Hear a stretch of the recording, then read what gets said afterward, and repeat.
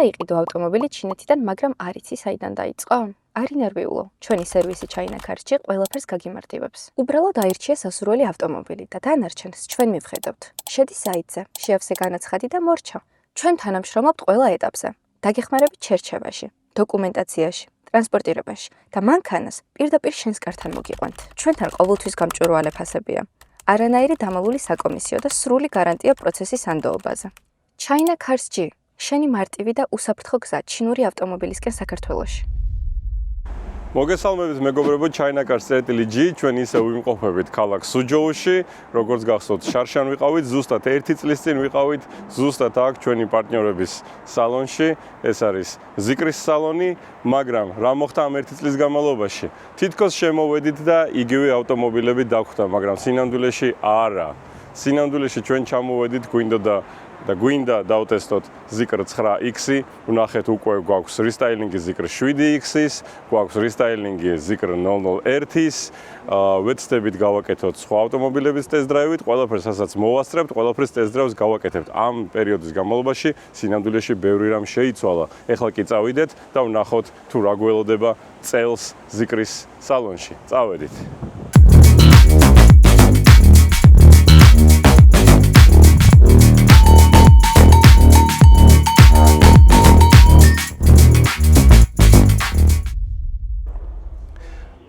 დავათვალიეროთ თუ რა არის ზიკრ 9X-ის ექსტერიერი. ეს არის დიდი მასიური ავტომობილი, უზარმაზარი გრილით, წინა ოპტიკა თითქოს ბროლისგან არის დამზადებული, შიგნით აქვს თითქოს ვარსკვლავები არის, თითქოს ცა არისო, ძალიან ლამაზად გამოიყურება ეს ყველაფერი, თითქოს შავი ლაკირებული როიალივით არის უზარმაზარი, საბურავები, უზარმაზარი დისკები, დიდი კარებები, სავსეა კამერებით, 31 კამერა და სენსორი აქვს ირგვლივ, საკმაოდ მასიური და გემრიელი შესახედად სარკეები, რომელშიც ბევრი რამე ჩანს, დიდი უკანა კარები, ფეხის ჩამოსადები, რომ მანქანაში აძვრეთ, შეძვრეთ, შიგნით ჩაჯდეთ, სატენი პორტი, რა თქმა უნდა, ფართე, დიდი, ორკარიანი საბარგული, ამას გაჩვენებთ მოგვიანებით, როდესაც ინტერიერის მიმოხილვას დავიწყებთ. და რა თქმა უნდა, დიზაინი, რომელიც რაღაცით წააგავს Rolls-Royce კულინანს, მაგრამ ისევ მინდა გითხრათ, რომ არ შეადაროთ ეს ავტომობილი კულინანს, იმიტომ რომ ეს არის სხვა ავტომობილი კი რაღაც გზნობები მიახლოებით იდენტურია, მაგრამ ეს არის დამოუკიდებელი ბრენდი, ეს არის დამოუკიდებელი ახალი გრძნობები, ახალი რამ არის ავტომობილებში, რაც ხშირად არ გვხვდება ხოლმე მით უმეტეს ესეთ ფასში. აბა ვნახოთ, რა ხდება ახლა შიგნით. ნახოთ, რა ხდება ზიკრის ინტერიერში. გამოვიწიეთ იმისთვის, რომ კარები გაიღოს თვითონ. გემრიელად ჩავჯდებით. რას ნიშნავს გემრიელი ჩაჯდომა? ეს არის ხელების გარეშე ჩაჯდომა ავტომობილში, სადაც არ გჭირდებათ არც სახელური და არც არაფერი.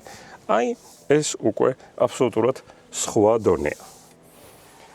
მაღალი ხარისხის ინტერიერის მასალები თითქოს და არ ვიცი რა ქვია სინამდვილეში ამ მასალას, მაგრამ ეს არის წააგავს ძალიან ალკანტარას. გაორმაგებული, ორად გაყოფილი უზარმაზარი მონიტორი, როგორც ვიცით, საკმაოდ დიდი ინფორმატიული, ფართე და ფერადი, რაც თავარია, head-up display, იგივე რაც გვაქვს წინ. რაც ეხება სავარძელს, საკმაოდ დიდი კრესლოა. დავარქვათ ამას დიდი კრესლო. საკმაოდ დიდი კრესლოა, მინდა მოვირგო ეხლა მე, თუ როგორ ვიჯდებოდი ამ ავტომობილში, აი ეხლა მოვირგებ, აგერ მაქვს ესე იგი. მუხრუჭის პედალი არა, არასწორად ვზივარ, ცოტათი გავიწევი უკან, ვიყოთ რეალისტები. აი ესე. ვზივარ, ხელი ჩამოვდევი, ვიყურები წინ, ხედავ წინა ნაწილს. სხვათა შორის აი ამ წინა ნაწილის ხედვა ძალიან დამაკმაყოფილებელია იმ თვალსაზრისით, რომ მიუხედავად იმისა, რომ ძალიან ბევრი კამერა აქვს, მიუხედავად ამ ყველაფრისა, ამასობაში მე ვხედავ ავტომობილის გაბარიტებს. ანუ მე ვგრძნობ თუ სად მთავრდება ჩემი წინა ნაწილი ავტომობილის, სად არის კუთხეები, სად არის გვერდები, არ მიშლის ხელს, პირიქით მეხმარება.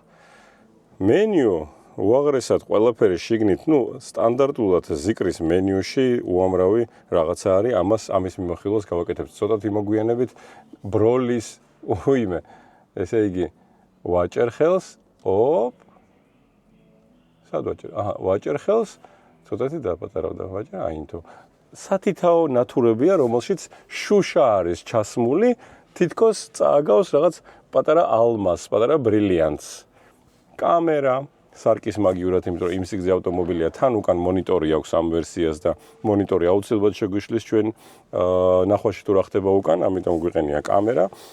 როგორც ვახსენე, თუ ვახსენე, ერგონომიკის თვალსაზრისით ყველაფერი მაქვს ხელს წინ, ესე იგი მართვა სავარძლების, მართვა სარკეების მართვა ზიკრ 7X-ში, სარკეების მართვა და საჭის მართვა, აქაც საჭე მენიუშია, მაგრამ სარკეების მართვა არის ყველაფერი მენიუში ვატრიალეთ რაღაცა.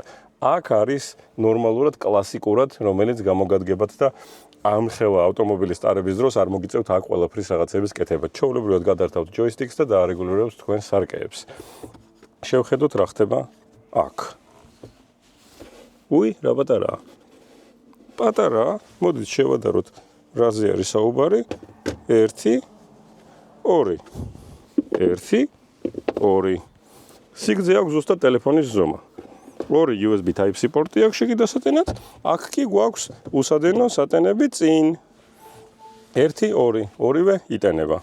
ნახეთ როგორი ბროლის ღილაკია. პლასმასია, მაგრამ წააგავს თითქოს არის შუშა. ეხლა კი, რა ვქნათ?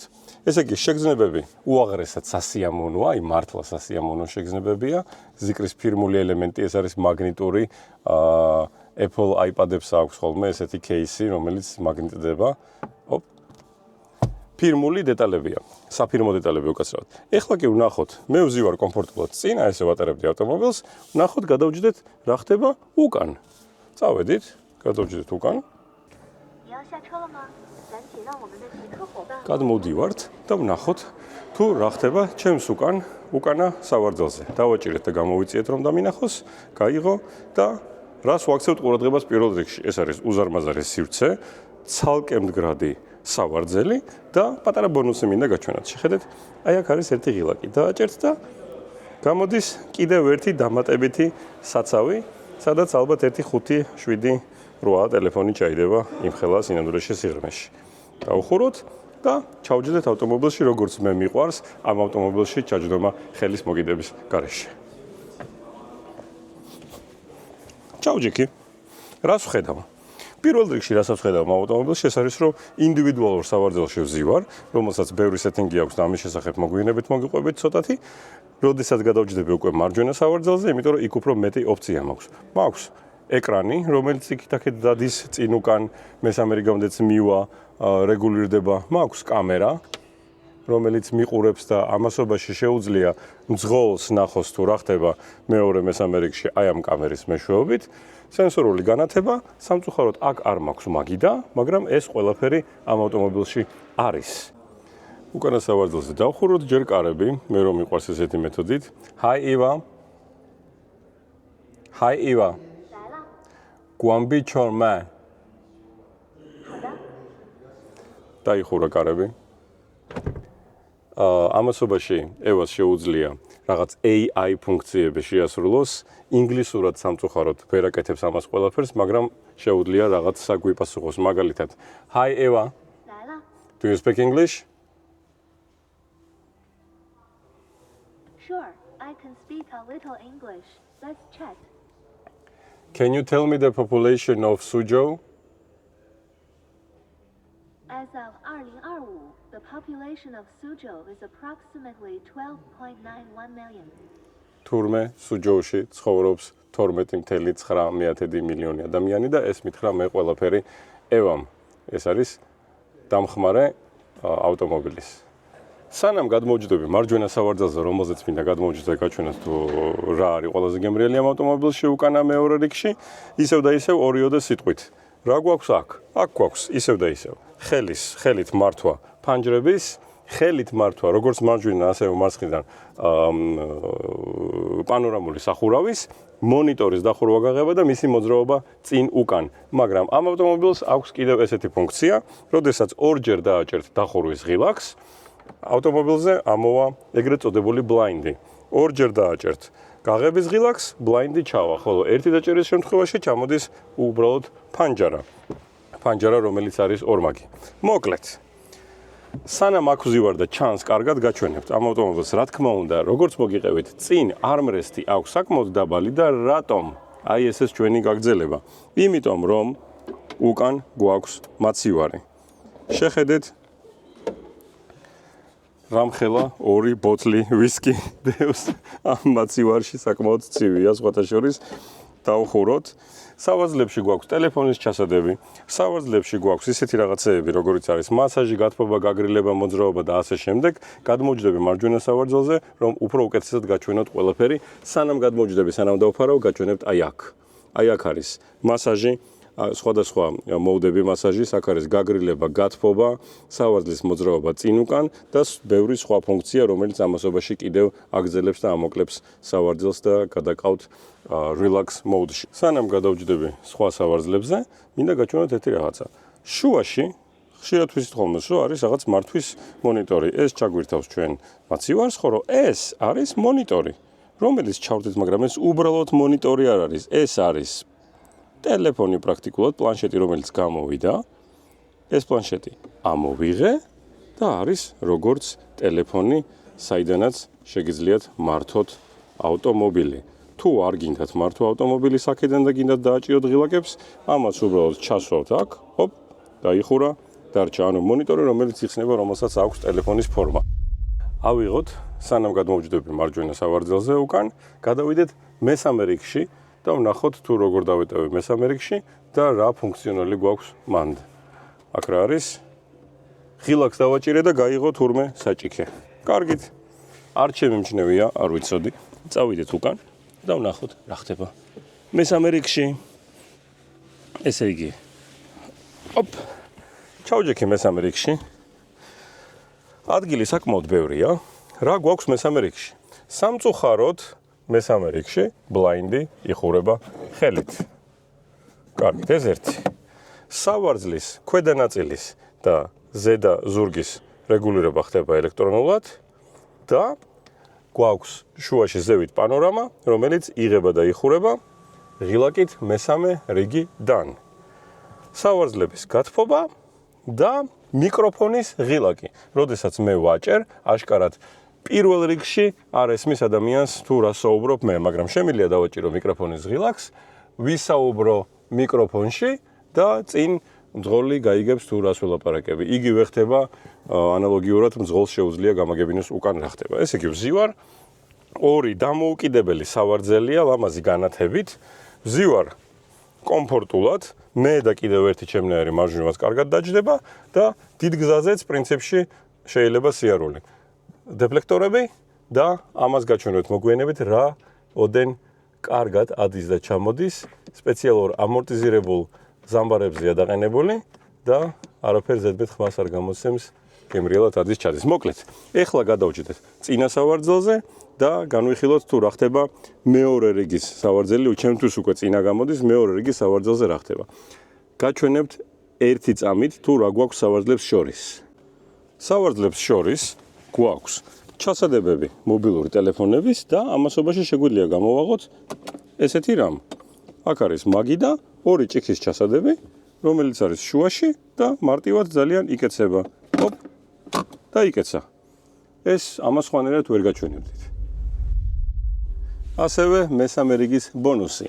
მე შემიძლია გავესაუბრო, რომ როცა ვზივარ მესამე რიგში და გამოვწიო მონიტორი, რომელიც ამჟამად არის მეორე რიგში, რაღაც sound command-ით. ან შემიძლია გამოვიყენო ის პატარა ტელეფონი პლანშეტი, რომელიც დამონტაჟებულია წინ, მაგრამ იქიდან გამომდინარე, რომ ეს პლანშეტი ახლა შორს არის და მე ჩინურად მაგდენი არ მესმის რომ გამოვწიო, ჩემი მეგობარი დამეხმარება იმისთვის, რომ გვაჩვენოს თუ როგორ მოდის ეს ეკრანი აქ.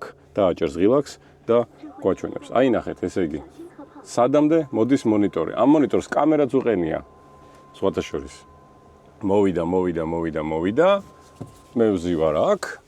შემიძლია რაღაცეები ვაკეთო და ვუყურო მაგალითად ფილმს ან რაღაცეები გავაკეთო ამ დიდ მონიტორზე. ესეც ესე. ეხლა ვნახოთ რა ხდება ბოლო-ბოლოს წინა მარჯვენა, ანუ საშუალო მარჯვენა რიგში. სანამ ეკრანი იკეცება და დაბრუნდება თავის პოზიციაზე, ან თუნდაც აქაც რო დარჩეს, არაფერი პრობლემა არ არის, იმიტომ რომ ბოლომდე დაიკეცება და ამისთვის სახურავში არის სპეციალური ამოჭრილი ადგილი, რომ შევიდეს შიგნით. მე გადმოვჯდები მეორე რიგში. წავიდა. მოვედი მეორე რიგში.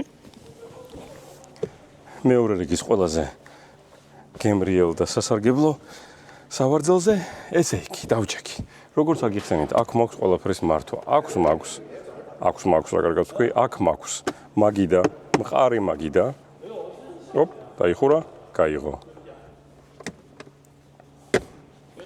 ერთადერთი, რაც არ მომეწონა ამ სავარძელზე და საერთოდ ზიკრ 9X-ის მეორე რიგში, ნიუანსი, რომელიც გამოვცადეთ ტესტ-დრაივის დროს, ეს არის შეიძლება ჩემი აღნაგობიდან გამომდინარე ან ჩემი ზომებიდან გამომდინარე ხდება ეს ყველაფერი, მაგრამ ისევ და ისევ თუ გიდევთ ჯიბეში რამე ტელეფონის ზომა და ჯდებით სავარძელში კარგად ესე ჩაჯექით, რატომღაც მოდით გაჩვენოთ, რატომღაც ჩემი ფეხი აჭერს აი აქ ღილაკებს.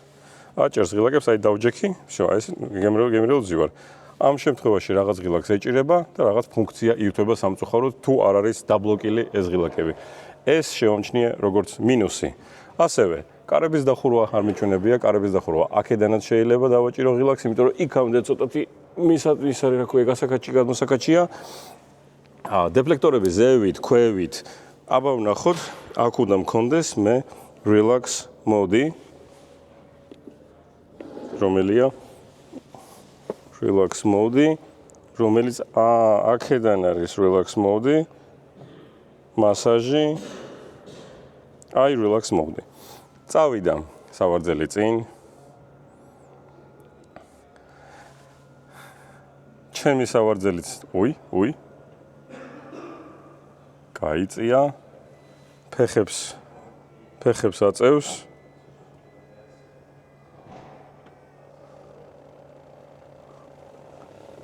დაგრძელდა, არა მარტო ფეხები აიწია, არამედ დაგრძელდა კიდევაც. აი ახლა უკვე ჩემი სიმაღლის ადამიანი უკვე ბევრად კომფორტულად გრძნობს თავს, აქამდე ვერ გრძნობდი თავს, იმ დონეზე კომფორტულად მეგონა რომ არ გაიშლებოდა. უკვე მიკეთებს მასაჟს, წამოვგორდი.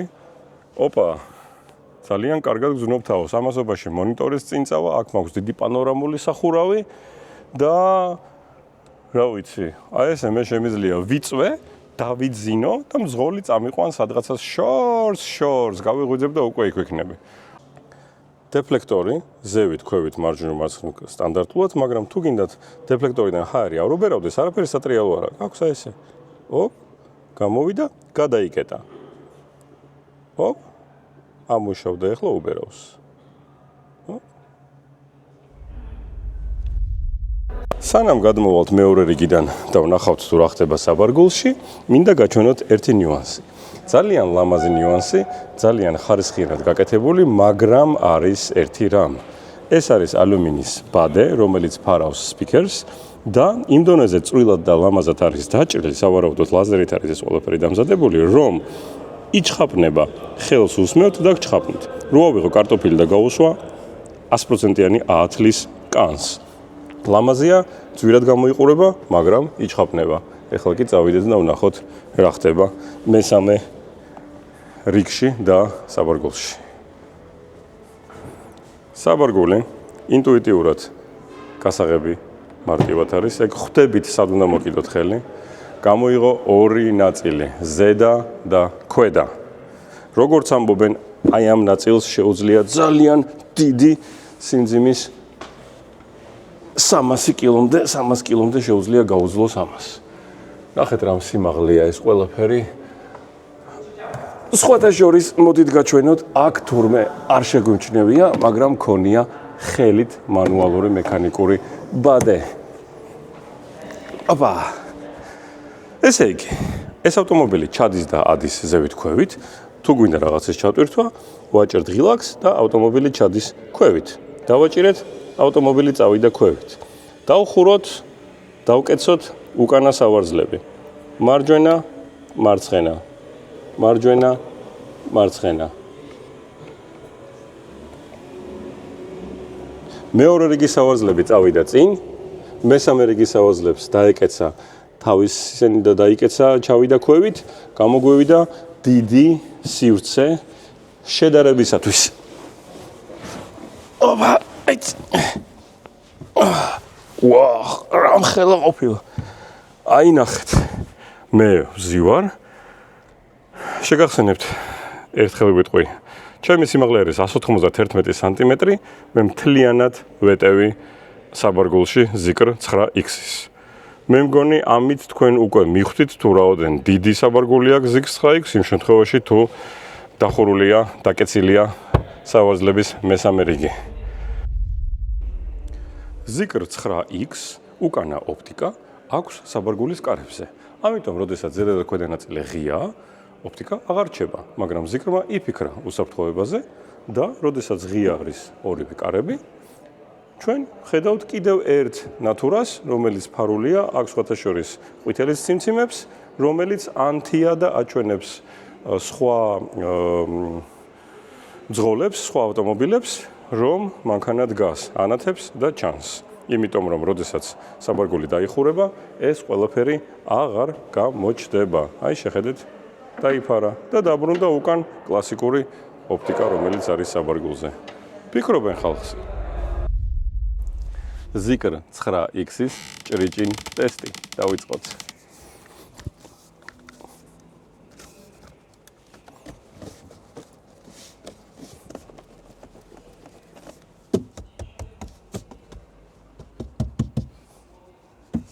მონიტორი. ოდნავ მოძრაობს, მაგრამ ხმებს არ გამოსცემს. აბა აქ ვნახოთ. უი? ცოტათი? მაინც წაიჭრიჭინა. ცოტათი, მაგრამ წაიჭრიჭინა. სარკე. ხმაურობს. აბა დავდოთ მიკროფონი და ვნახოთ თუ რა ხდება. აქ.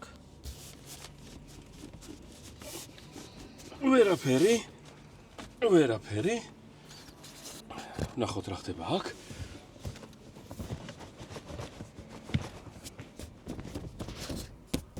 ვერაფერი. კიდევ ერთიც.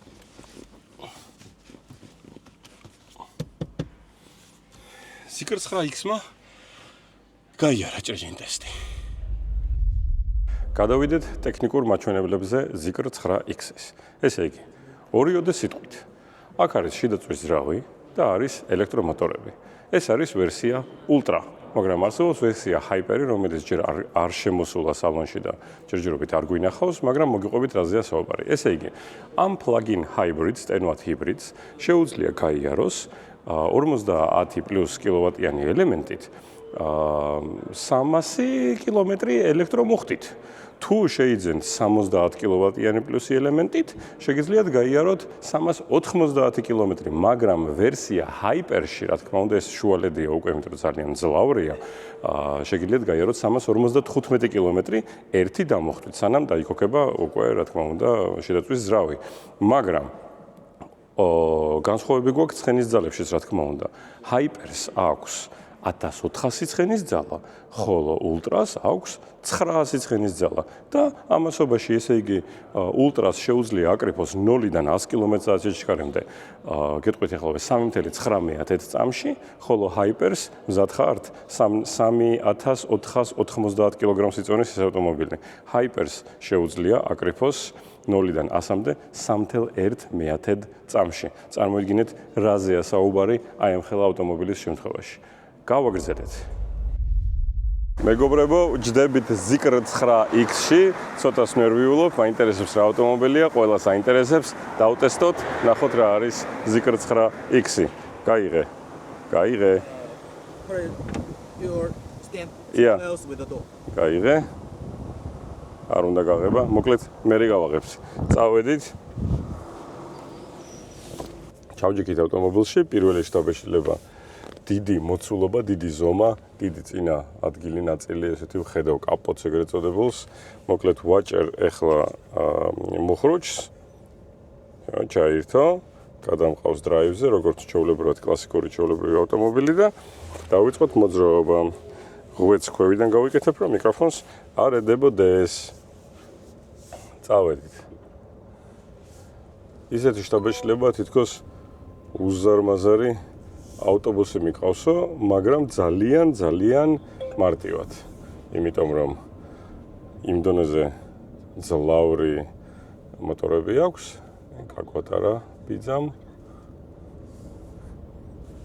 იმ დონეზე ძლავრი მოტორები აქვს, პირველი შთაბეჭდილება ტარებიდან. საკმაოდ იზოლირებულია ნებისმიერი ხმისგან, რაც კი საერთოდ გარეთ არის. ძალიან რბილი ეხლა ვართ კომფორტულ რეჟიმში და ძალიან რბილი აქსელერატორია. მინდა გითხრათ ესეთი რაღაცა, თუ გიკეთიათ პოლარიზებული სათვალეები, head-up display-ს ვერ ხედავთ. ამიტომ უნდა მოიხსნათ პოლარიზებული სათვალეები და მაშინ დაინახავთ head-up display-ს. აი ახლა ამჟამად რასაც ხედავთ ეკრანზე, ეს არის შუქნიშანი, შუქნიშანის წამები, რამდენ წამში გადავა შუქნიშანი, შემდეგ რეჟიმში იგივეს ვხედავ მე head-up display-ზე და იგივეს ვხედავ საჭეს წინ, მაგრამ head-up display-ზე ვერაფერს ვერ ვხედავ, თუ მიკეთია პოლარიზებული სათვალეები. ამიტომ ჩამომაქვს გაქრა ყველაფერი, ძალიან ცუდი რო გაქრა. ვხედავ კამერას, რომელიც მიჩვენებს თუ რა ხდება წინ კუთხით. ანუ ჩავრთე მარცხენა მანიშნებელი და აინთო head-up display-ზე კამერა, რომელიც მიჩვენებს მიახლოებით აი ესეთ კუთხეს. ანუ სად ვაპირებ წასვლას და საერთოდ გახედვაც არ მინდა მარცხნივ, იმიტომ რომ უკვე ხედავ. ძალიან მოსახერხებელი რამ არის, სხვადასხვა როდესაც ატარებთ ავტომობილს, ძალიან დიდი რაოდენობის ინფორმაცია გამოდის head-up display-ზე და პრაქტიკულად არ გჭირდებათ თვალების მარჯვნივ მარცხნივ თავის იქით-აქეთ ტრიალი. ეხლა კი გამოვცადოთ, მივდივართ 40-ით. 1, 2, 3 გამოვცადოთ სიმძლავრე. 1, 2, 3. 100. ეს არის ეკო მოუდი. კარგად კრიფავს, რბილად აკრიფა ამჟამად, იმიტომ რომ ეკო მოუდში ვართ, რო გადავიყვანოთ სპორტში, თვალებს შიგნით ჩამიყრის. გადავიდეთ.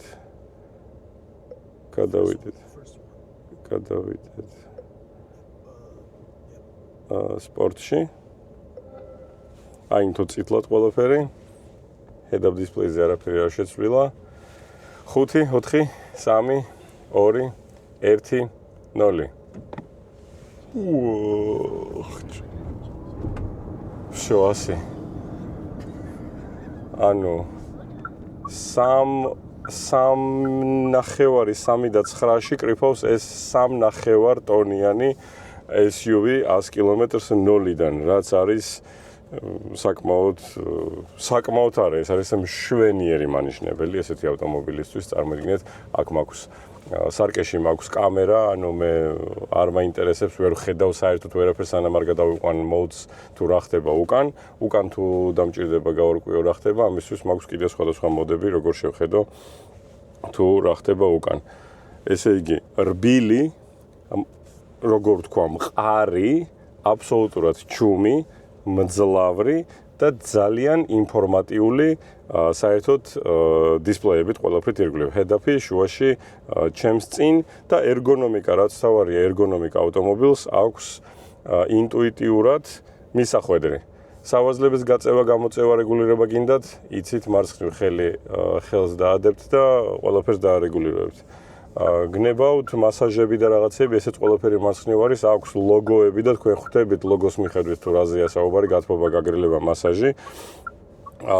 აიკონები აქვს 365 გრადუსიანი view, ჩაოლებათ როგორც ყველა ზიგს აქვს და ჭერთ და უკვე ირჩევთ რა როგორ გნებავთ გამჭვირვალე ავტომობილი, ყველაფერი. საჭიდანაც გათიშავთ როცა გნებავთ და რას ვამბობდი ისევ და ისევ. ესე იგი, ერგონომიკა, ეგრეთ წოდებული ერგონომიკა, რაც ნიშნავს იმას თუ რაოდენ მოსახერხებლად გაქვთ ღილაკები ყველაფერი, დავაჭირეთ გას უაიმედე და მე მგონი ააბუქსავა კიდევაც. აი ამ წუთას რო ვთქვი ვაიმედე და თქო 30-დან 100-მდე ავკრიფეთ. ნუ მოკლედ ხომ ხედავთ, ამას ახსნა არ უნდა, ეს უნდა ცადოთ. საჭე ვიბრირებს, რაც ნიშნავს იმას, რომ ცოტა მიუახლოვდი ზოლს, გადავდივარ და ეს არის სახიფათო. ამასობაში წინ აეხლა მიჩვენებს შუქნიშანს და მიჩვენებდა რამდენ წამში შეიცვლება შუქნიშანი, სანამ მივალ შუქნიშნამდე.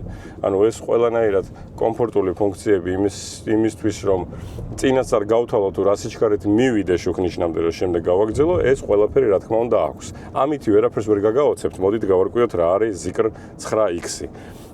ერგონომიკული, ყველაფერი ინტუიტიურად მისახვედრი, ჩუმი, რბილი, თანაც რაღაც გარკვეულად სპორტულიც, დიდი, რაც თავარია. ეხლა თქვენ ალბათ უკვე ნახეთ როგორ დავტესტეთ ეს ავტომობილი, შიგნით ვიჯექით დავათვალიერეთ, რა ხდება წინ უკან.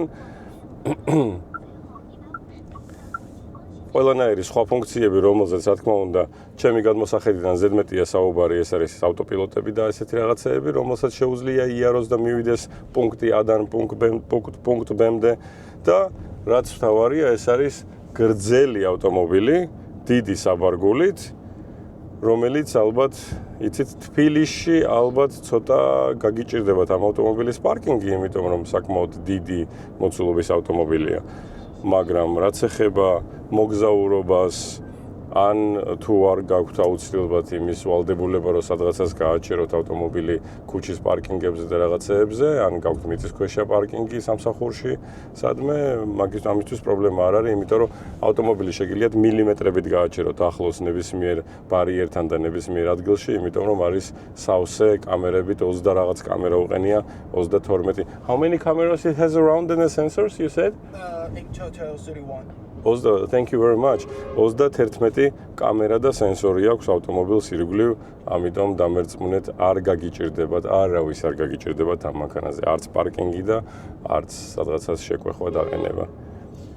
გავაგზავნოთ ევასთან ურთიერთობა. Hi Eva. 啥事 Can you speak English? Sure, I can speak a little English. How can I help you?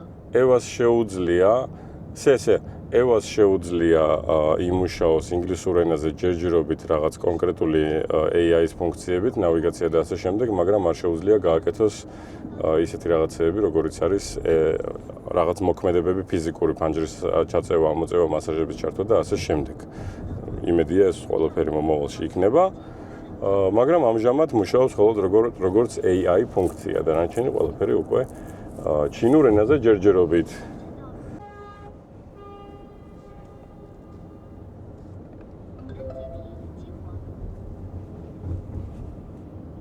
აი ამ თუთას ჩავრთე ავტოპილოტი, უნდა გადავიდეს ზოლიდან ზოლზე და ეს ყველაფერი უნდა გააკეთოს თვითონ. ფეხები, ხელები გაშვებული მაქვს, აგერ ყველაფერი. თვითონ ჩართო მაშუქი, თვითონ გადაუხვია, დადგა ზოლში სადაც უნდა, ამოირჩია სიჩქარის რეჟიმი, რომელ რეჟიმში უნდა იაროს და მიდის კონკრეტულად იქ, სადაც საჭიროა, მაგრამ არ ვკიდებთ ხელს ავტომობილს და რატომ? იმიტომ რომ ბოლოში გვაქვს მოკიდე ხელიო, მაინცო მეუნება, ხილად იყავიო. ესე იგი თითი მაინც ერთი თითი მაინც უნდა მედოს სადმეა ესე. რაღაცა. აი ამჟამად თვითონ ჩართო ისევ მაშოკი. იცის რომ უნდა მოუხვიოს მარჯვნივ. ვუშვებ ხელს, მივადექით შუქნიშანს. იცის თუ რა შუქიანთია შუქნიშანზე. იცის რომ წითელია. ეხლა კი იცის რომ აინთო და შეუძლია გადაუხვიოს და უხვევს, წავიდა. ყველაფერი გააკეთა, მოუხვია, წავიდა. ამჟამად გადავა მარცხენა ზოლში, ესეც იცის.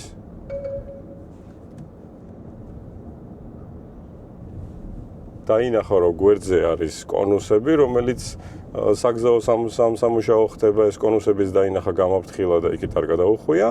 მოკლედ აი ესე მოძრაობს, ესე დადის Zikr თვითონ. ისევ უნდა მოეხვია მარჯვნივ, მაგრამ დაინახა რომ ევაკუატორს ჩამოყავს ავტომობილი და შეაჩერა, არ გადავიდა.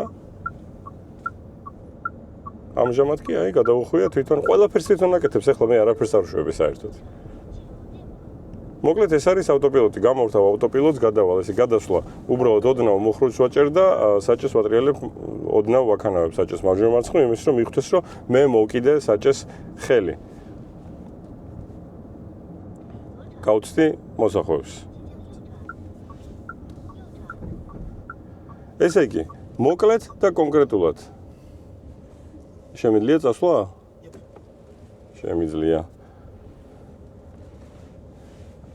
დიდი მძლავრი ავტომობილი, რომელიც აუცილებლად მოგეწონებათ, იმიტომ რომ ზიკრს აქამდე ესეთი რამ არ ყავდა. არ დაგავიწყეთ, რომ ეს არის ჰიბრიდული ავტომობილი.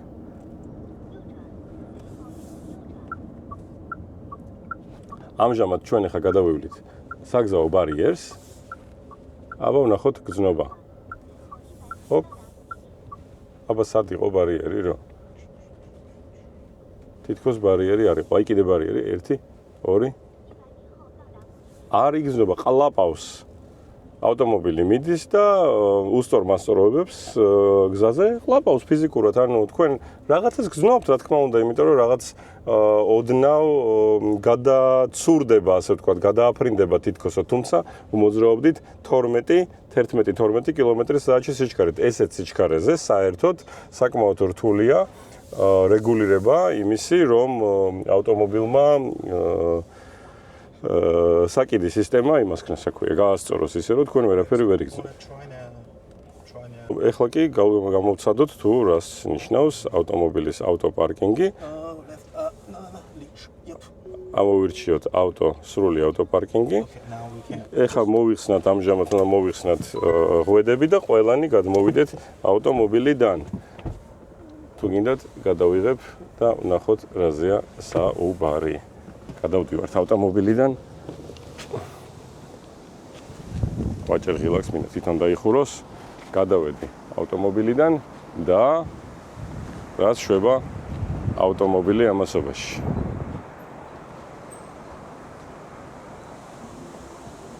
ავტომობილი წავიდა. მე მიუყვები იმისთვის, რომ გადავიღო ეს ყველაფერი, თუ რას აკეთებს.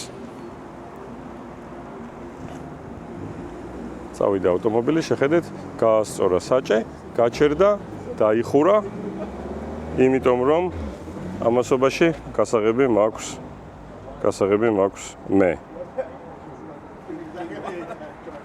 აციმციმ და მითხრა რომ დავიხურეო. ეს არის მოკლედ ტესტ დრაივი ზიკრ 9X-ის. აბა გავაგრძელოთ ჩვენი მიმოხილვები. წავედით. აი უახლოვდება ზიკრ 9X-ის მიმოხილვა დასასრულს და რა შემიძლია ვთქვა ამ ავტომობილზე. ეს არის დიდი, კომფორტული, მაღალი კლასის ავტომობილი.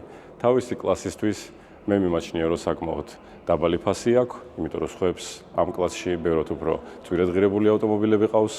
კი, შეიძლება არის რაღაცა ნიუანსები, რაღაც ისეთი, რაც ჯერჯერობით იდეალური არ არის და გათვლილი არ არის ამ ავტომობილში, მაგრამ ზიკრი არის ისეთი კომპანია, რომელიც თავისი მომხმარებლების ფიდბექს ძალიან უსმენს და გავითვალისწინოთ, ეს არის მათი პირველი მცდელობა გამოუშვან ესეთი ავტომობილი. გამოუშვეს, დარწმუნებული ვარ მომავალ რესტაილინგებში, ამიტომაც ზიკრი აკეთებს ხშირად რესტაილინგებს, იმიტომ რომ უსმენს თავის მომხმარებელს და ასწორებს იმ ნიუანსებს, რაც არ იყო გათვლილი მანამდე. ეხლა კი გამოიწერეთ ჩვენი გვერდი, დაგვისვით ლაიქები, დააკომენტარეთ. იმედია ჩვენი აქ ჩამოსვლა და ამ ხელაგზის გავლა ტყუილად არ იყო გაკეთებული და ამ მიმოხილვიდან თქვენ მიიღეთ კარგი და სასარგებლო ინფორმაცია ზიკრ 9X-ის შესახებ. ესეც ზიკრ 9X.